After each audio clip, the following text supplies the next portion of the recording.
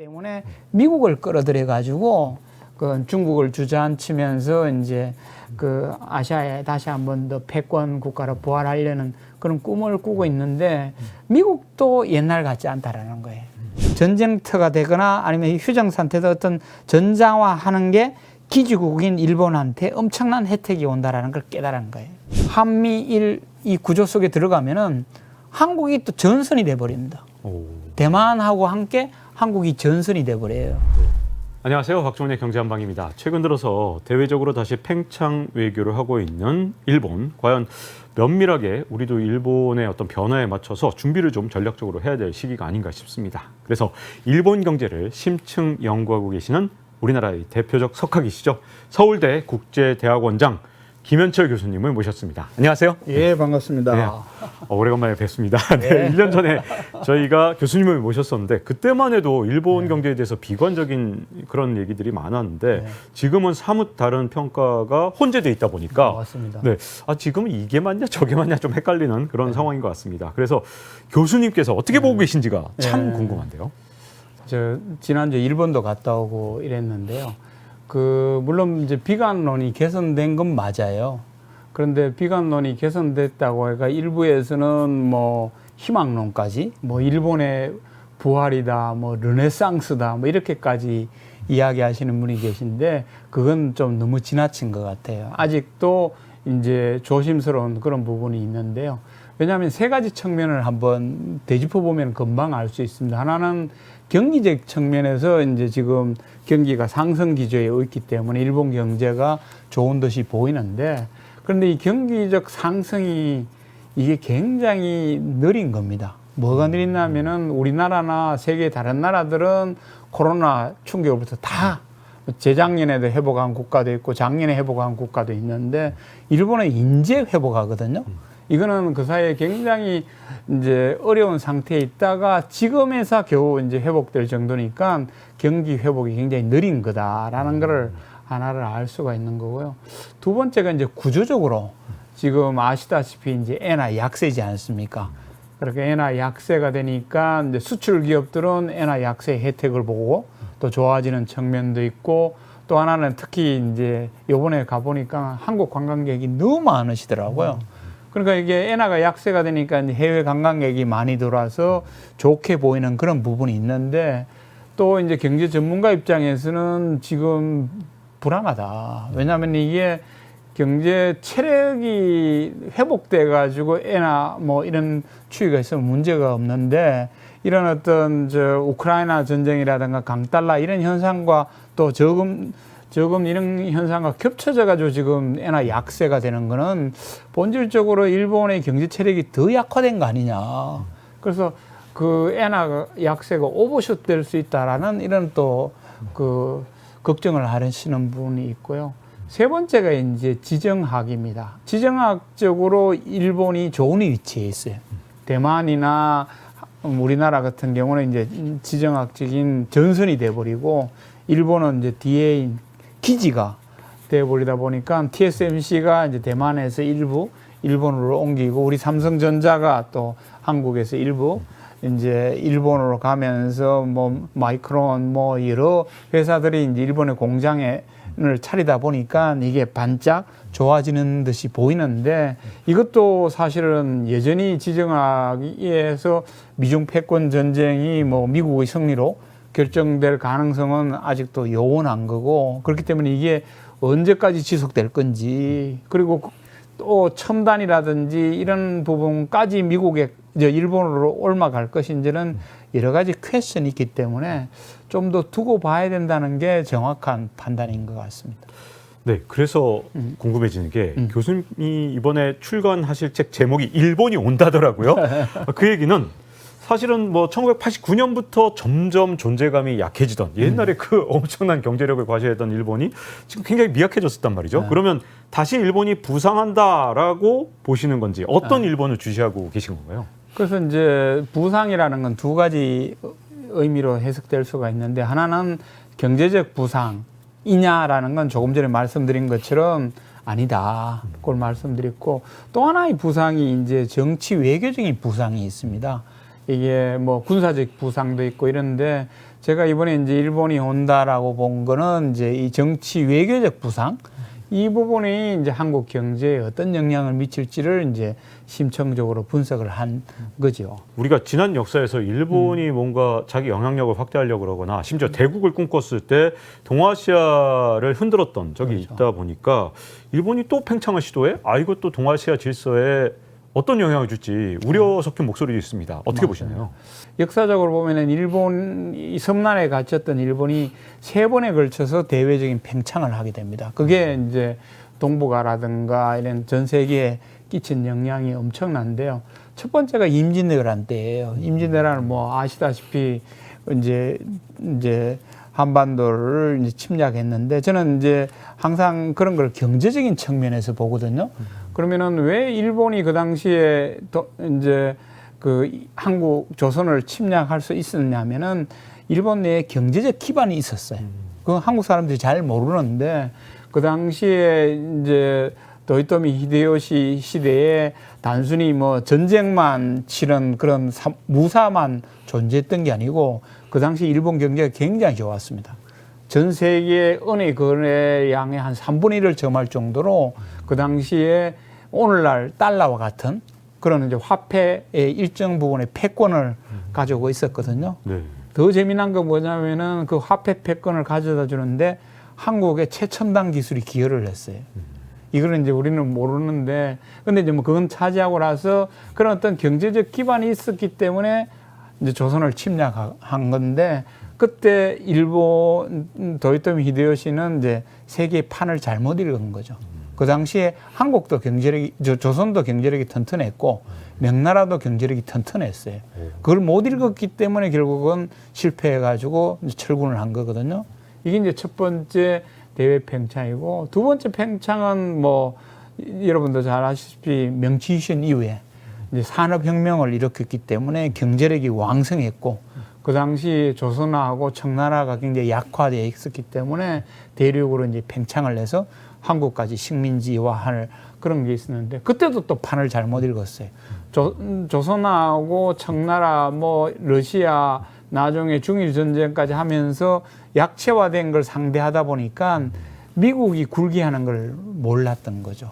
그래서 결국은 이제 판을 잘못 읽어가지고 이제 퇴폐했는데, 이번에 이제 세 번째 팽창이에요. 그런데 세 번째 팽창이 이제 제가 이 책에서 문제시한 건 뭐냐면은 경제적 기반이 있느냐? 없다라는 거예요. 약하다라는 거예요. 그러니까 지금까지 두 번째 팽창하고는 완전히 다른 조건에서 나왔기 때문에 그렇게 이제 이 팽창은 굉장히 어려움을 직면할 거라는 게 제 결론이고요. 그러면 이제 판은 제대로 읽었냐? 근데 일본은 이제 경제적력이 약화되어 있기 때문에 미국을 끌어들여 가지고 그 중국을 주저앉히면서 이제 그 아시아에 다시 한번 더 패권 국가로 부활하려는 그런 꿈을 꾸고 있는데 미국도 옛날 같지 않다라는 거예요. 그래서 지금 일본의 세 번째 팽창은 경제력 기반도 약한 데다가 판을 지금 잘못 이제 읽고 있는 게 아닌가라는 게 이제 제 새로운 책의 초점입니다. 지금까지 두 번의 팽창의 특징을 보자면 일본이 약간 주도하는 느낌의 팽창이었다면, 그렇죠. 이번에는 뭔가 미국한테 묻어가면서 그냥 맞아요. 철저하게 뭔가 미국에 편승하는 전략, 맞아요. 이 전략을 쓰고 있는 이유는 도대체 뭘까요? 첫째는 이제 경제력이 약하기 때문에 독자적인 힘만 가지고는 팽창하기 한계가 있다라고 해가지고 이제 미국을 끌어들였는 거거든요. 그런데 미국하고의 관계도 사실은 일본이 실패한 경우가 있었어요. 왜냐하면은 조금 전에 말씀드린 것처럼 두 번째 팽창에서 미국의 굴기를 못 읽고 있다가 결국 완전히 2차 세계대전 태평양 전쟁에서 완전히 패배를 했지 않습니까? 그리고 그 다음에는 이제 미국의 힘을 알아차리고는 철저하게 미국에 편성을 했어요. 그래서 이거 편성덕 때문에 이제 전후에 일본이 경제 성장할 수 있는, 그러니까 안보는 모두 미국에 의존하고 일본은 오로지 경제 성장만 하는 그런 전략을 가지고 성공을 했는데, 그 우리 기자님도 아시다시피 1985년에 이제 미국이 이 굴기하는 일본을 이제 미일 패권 전쟁에서 주저앉혀 버리는 거거든요. 이게 소위 이제 플라자 합의, 그 일본으로 봐서는 이제 제2의 패전이었던 거죠. 그런데 그때도 이제 정신을 차렸었어야 됩니다. 왜냐하면은 그 일본이 동맹이라고 생각해가지고 너무 미국에만 의존했는데 사실은 85년에 미국은 동맹을 배신한 거거든요. 그렇죠. 네.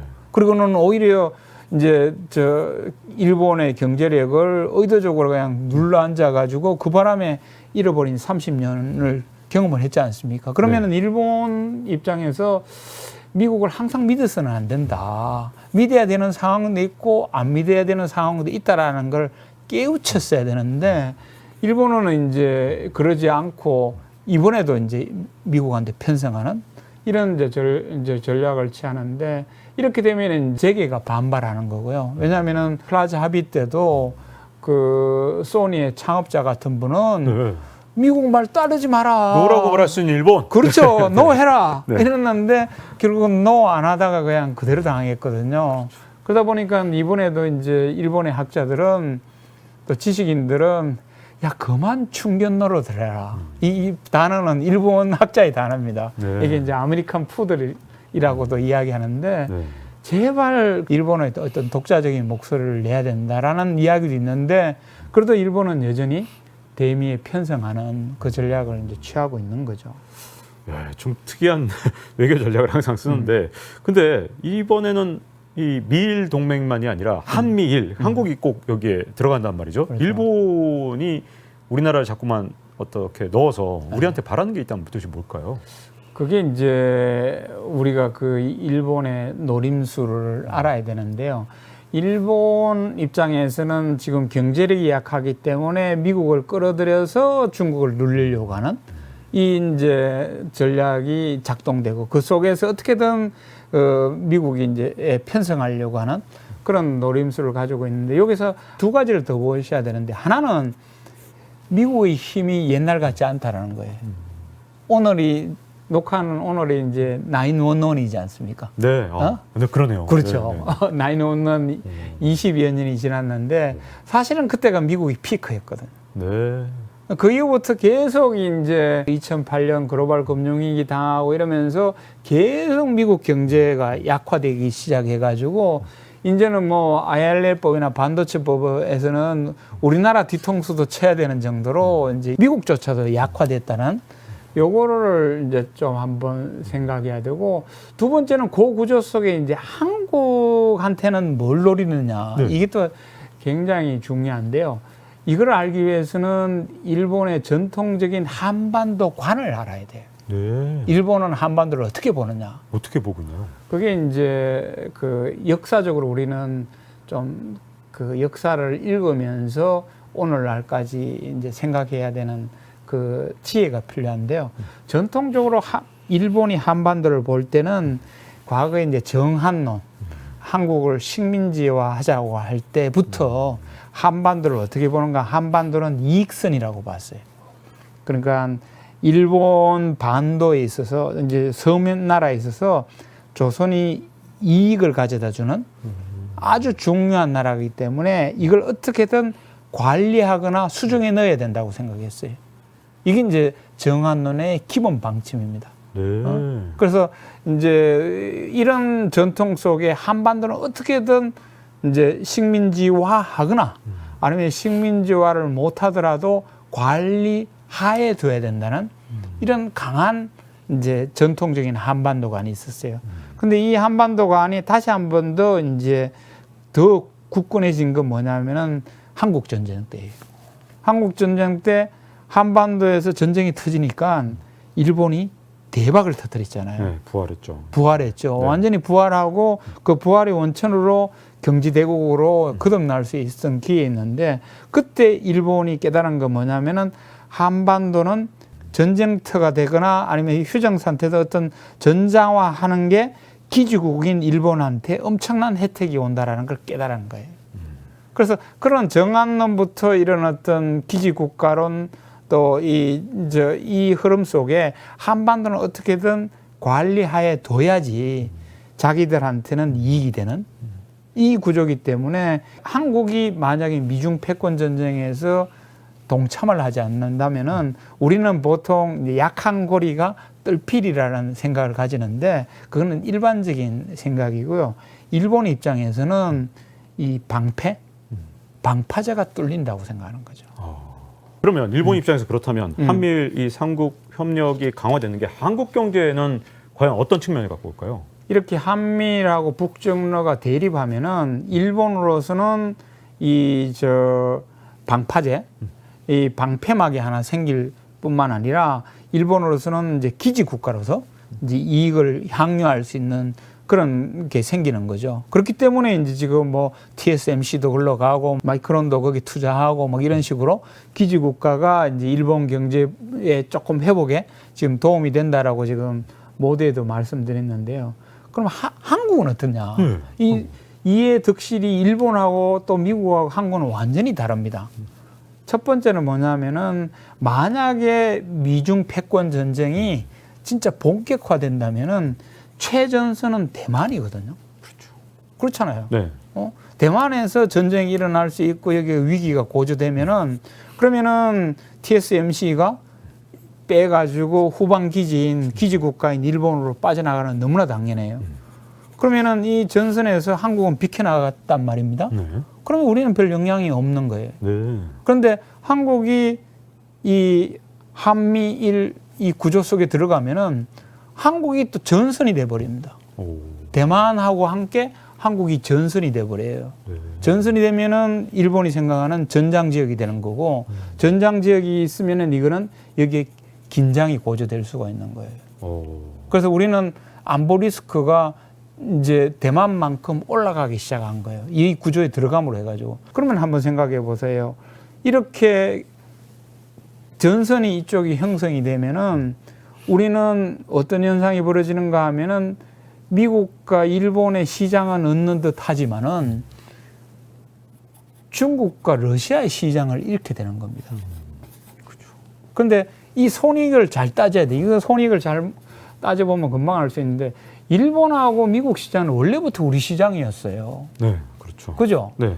그런데 중국하고 러시아는 이게 탈세계화, 탈이념화 되면서 우리가 적극적으로 개척해서 시장 점유율 1등 만든 나라지 않습니까? 그렇죠. 네. 지난 30년간 그게 우리 역사였고. 네. 그래서 중국에서도 우리 시장 점유율 넘버원이 한국이에요. 러시아에도 시장 점유율 넘버원이 한국이었습니다. 네. 그런데 이게 북중러 한미일 대립 구조로 가는 사이에 우리는 중국에서 시장 점유율 1등 자리를 내줬어요. 어느 나라한테 내준지 아세요? 설마 일본인가요? 일본의 2위. 일본 2위입니까? 네. 어딘가요, 그러면? 대만한테 내줬어요. 대만한테? 네. 네. 대만은 최전선이 되면서도 오. 절대 중국 시장을 놓지 않았어요. 네. 그런데 우리는 최전선이 되면서 중국 시장을 놓는 틈새로 네. 대만이 삐집고 들어간 거예요. 그러면 대만이 1등, 1위 중국 예, 시장에 예. 일본이 2위 2등이 되려고 하고 있어요. 되려고 하고 있고 우리가 지금 1위였다 3위로 밀려날 판이라는 건가요? 그렇죠. 아니 뭐야 우리만 이거 3위가 됐네요. 그러니까요. 우리가 최주력 시장이 그래도 더군다나 제일 큰 시장이잖아요. 네. 네. 시장 점유율 1등 지역에서 우리가 마켓시에 1등 하다가 지금 3등으로 추락하고 러시아는요. 오, 러시아는 뭐 거의 1등이었잖아요. 네, 1등이었다가 현대자동차 1등이고 네. 뭐 전자 하다못해 뭐 초코파이까지 1등이었잖아요. 그렇죠. 그 자리를 지금 누가 밀고 들어가고 있습니까? 그건 또 어디입니까? 그건. 중국이 밀고 들어가고. 네. 그래서 지난 30년간 우리는 탈이념화 그리고는 세계화 속에 그게 뭐 이념이 뭐 민주주의 국가든 뭐 전체주의 국가든 독재 국가든 쿠데타가 일어난 국가든 뭐 관계없이 전 세계 경제 영토를 넓히면서 통상 강국이 됐는데 이 시점에 와서 이런 식으로 선을 긋다 보니까 우리 글로벌 경제 영토가 축소되고 있는 거예요. 그것도 굉장히 중요한 시장을 놓아버리는 네. 이 현상이 벌어지기 때문에 한국 경제가 점점점 얼어지고 거라는 게 이제 결론입니다. 네. 아니 우리나라 수출이 이제 줄어드는 속도를 보면 그 대만이나 일본에 비해서 훨씬 대중국 훨씬 수출이 네. 진짜 훨씬 빠른 속도로 줄어들어서 훨씬 빠르네요. 일본은 별로 크게 우리만큼은 안 줄었네 이런 생각이 되게 놀랐는데 네. 최근에 오염수 갈등이 더해지면서 중일 간의 분위기가 지금 경색되고 있는 상황이 있는데 네. 그러면 일본 제품을 좀 덜 사거나 뭐 이렇게 좀 뭔가 관계가 더 악화되거나 네. 아니면 어떻게 될지 좀 궁금하거든요. 궁금하죠. 그래서 지금 지적하신 대로 첫째 이 갈등이 되면은 대만도 수출이 쭉쭉쭉 빠지거나 일본이 쭉쭉쭉 빠지라고 했는데 아니었거든요. 네, 아니었죠. 왜냐하면은 이게 특히 대만이 굉장히 실용적인 나라예요. 정치적으로는 중국하고 어르렁거리고 뭐 독립한다고 이렇게 하지만은 아주 실용적인 그 정책을 취하고 있기 때문에 오히려 시장에 틈이 보이면은 적극적으로 중국 시장도 밀고 들어가는 그런 현상을 보이고, 일본도 이렇게 정경 분리로 겉으로는 뭐 어르렁거리더라도 뒤로는 또 이제 그 끈을 유지하는 이 전략을 취하기 때문에 이제 중국 시장에서 크게 안 밀렸거든요. 그런데 지금 이제 오염수라는 부분에 있어서 이제 터지면서 이렇게 지금 일본 수출 비중도 떨어진다면은 우리한테는 기회일 수도 있는 거죠. 네, 우리는 그렇죠. 좀 그러지 않아도 우리가 제일 많이 줄어들었는데 그렇죠. 이거 조금 회복할 수 있는 기회가 되지 그렇죠. 않을까. 그런데 이제 거기에서 이제 일본하고 우리의 움직임 또 대만 움직임을 보면 금방 알 수 있는데요. 대만은 현 총통은 미국으로 보내면서 전 총통은 중국으로 보냈잖아요.